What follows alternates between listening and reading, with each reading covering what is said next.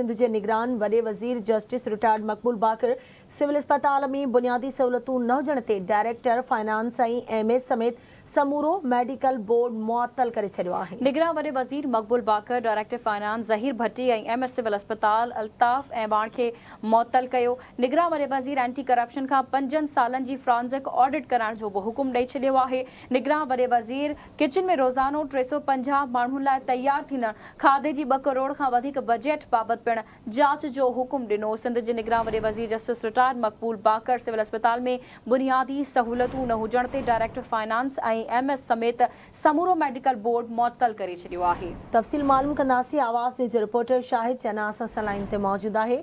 जी शाहिद, इन हवाले सां कहिड़ा तफ़सील आहिनि, आगाह कजो।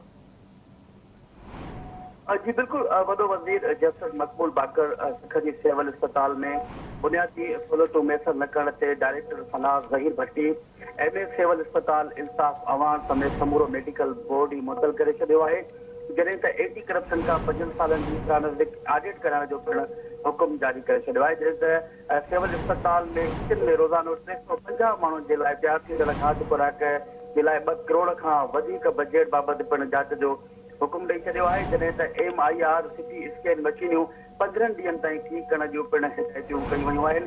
मां अव्हांखे ॿुधाईंदो हलां त निगरान वॾो वज़ीर जस्टिस मक़बूल बाकर सिविल अस्पताल पहुतो एमरजेंसी वार्डन ऐं ॿियनि वार्डन खां पोइ अस्पताल में मरीज़नि लाइ तयार थींदड़ खाध खुराक ऐं किचन जो बि पिण मुआइनो कयो।